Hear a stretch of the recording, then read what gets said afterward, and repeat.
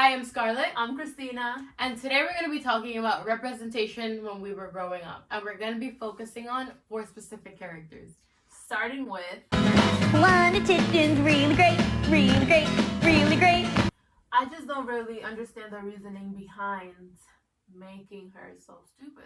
In terms of representation, it's kind of like the opposite of the stereotype, right? The stereotype is that Asians are supposed to be super smart and super whatever, but London wasn't that, and I guess it kind of breaks that barrier there.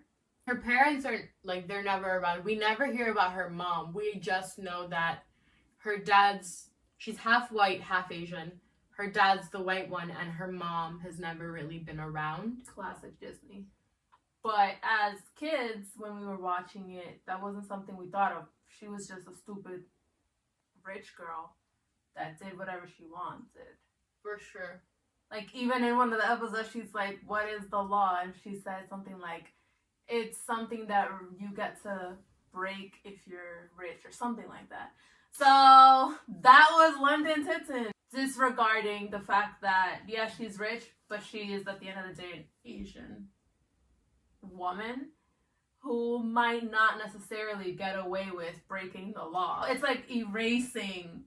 we know she's Asian because she looks Asian, but that's it. When we were growing up, she was always the go-to Asian girl, but I don't think she made it into the canon of iconic Asian actresses, because I remember reading that she tried to audition for the movie Crazy Rich Asians, and they turned her down or something. Do you remember that? Yeah.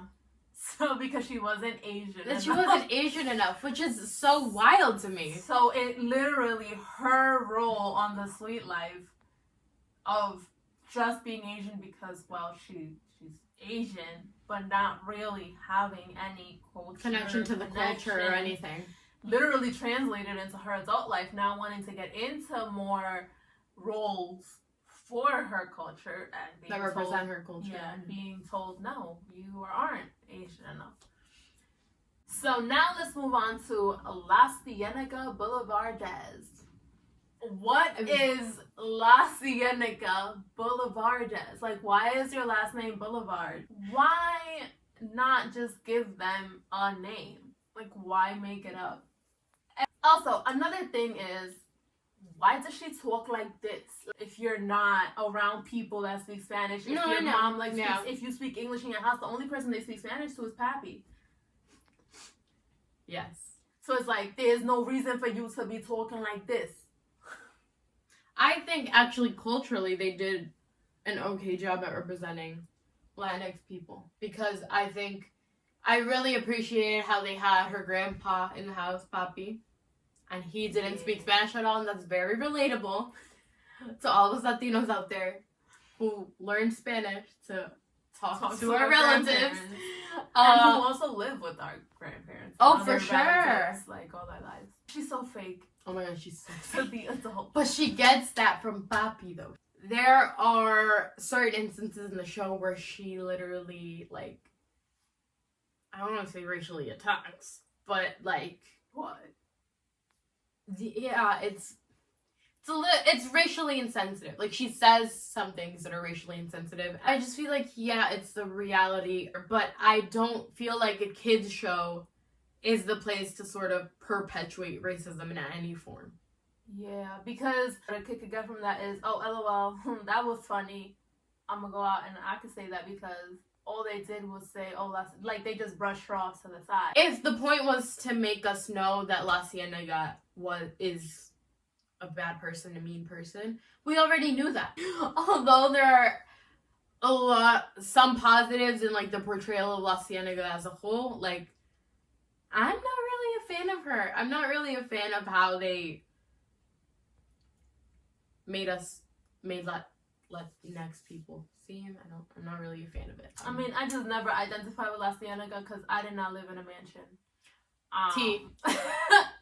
And I never told anyone that they needed to use activator on their hair. So moving forward. Not relatable. Next character. We are going to discuss Miss Gabriella Montez. She's literally so boring. That's it. That's it. Wait, End of that's video. it. End of video. Bye. Put in a group chat the other day. I was like, Gabriella Montez is a smart brick wall. Period. But here's the thing. We all knew growing up. I knew Gabriella was Latina because her last name was Montez with a Z. So I was like, sister. She was a pushover. A doormat. Gabriella Montez is her character traits should only say make Troy happy. And make everyone else happy. Or kind of inspire everyone. And it's just weird to me, right? Because we're saying all of these negative things about her now. And like, oh, she has no personality. Oh, she's such a pushover. Whatever. But when we were growing up, this was like normal to us. Back to the Latina thing. She wasn't really Latina throughout the entire movie. Her mom spoke to her in Spanish. I think it was in the third movie. And she replied in English, which is fine. You know, not all Latinos speak Spanish. But that's all we got. I like that her mom was a single mom who had a good position where she was able to say, you know what, this is the last time I'm moving until my daughter graduates. Their house was a really nice house. And she accomplished all that as a single mom. Gabriella went to Stanford. I don't know, did they mention that she got a scholarship or was her mom able to send her? Speaking of Gabriella's home, another thing that didn't really resonate with me in terms of Gabriella being a Latina high schooler is, can we count how many times Troy snuck into her room? Not in this household. Not in our household. Nope. I don't Not know in our about your Dominican household. That wasn't happening in my home. Nope. But as a kid, I really related to Gabriella, and I was like, okay, she's a little bit like me, even though she doesn't look like me, and she doesn't act like me, but, well, she acts like me a little, but, yeah, honestly, even though her family doesn't act like mine. Yeah, the only thing from Gabriella is, like, she was smart, like, she did well in school. That was relatable. We can't mention anything that she's not good at. Right? Exactly. Yeah. But we also, there's nothing that's great about her. Yeah. So they made Gabriella in a way that she's inoffensive. Yes. She's not taking anyone. She's not purposely taking anyone's place or obnoxiously good at anything. If you need help with this or if you want something done with this, Gabriella's your girl. Gabriella was really never your girl. Everyone else was. If you want a good pep talk. Yeah, if you didn't want to, do your homework today, she would definitely motivate you. Like, come on, you got this. So that's Gabriella. I think overall, flat character, flat person. Anyway, what's your favorite High School Musical movie? If it's 3, comment. If it's any of the other ones, don't comment. We don't want to hear it. What? Yeah. But I hate High School Musical. Well, I don't hate it. If you hate High School Musical 2, comment below. We'll like your comment. On that note, we are going to move on to, I think, my favorite character that we chose. Miss Angela Moore. Hey. Hey, What are you studying? white history? You know, you people contributed quite a bit to this country. Looking back at it when I was doing my research and before I actually looked up her name, I thought about it. I was like, wow, I think they actually did a really good job with Angela. But then, went on Wikipedia, looked up her name, and I saw that her middle name is Cienega, which... Why? Cienega is the stereotypical go-to name when you want to make fun of Black people. Well, being on YouTube, like, you guys know, probably, maybe. If not, I'll introduce you to the whole issue right now. So Shane Dawson is actually, like, blacklisted by a lot of people. A lot of people don't like him because he didn't make a career off of it, but when he was first starting off, when he was really popular, he had this character Cienega in which he would talk and he would speak like a stereotypical Black woman, and he would get into this sort of character. I think he even did blackface a couple times, which is totally not okay.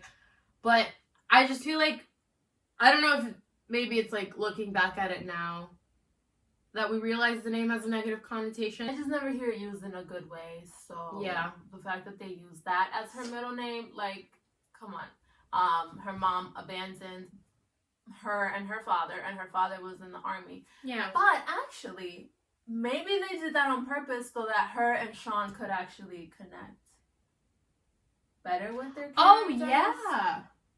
Because they both have, like, the abandonment issues. That was actually, like, an episode, I think. They were talking about, oh, she says she can't love him because she'll leave him. One thing that I think we both enjoy about Angela is that, unlike the other characters, she kind of brings in the fact that she's Black more onto the show. So, first of all, she mostly only wears her natural hair or protective styles, which I love. There was also another scene where they're talking, her and Sean are so happy they got good grades on their papers or classes, and Topanga goes, what was your essay on? And she goes, maintaining Black identity when you have 3 very white friends.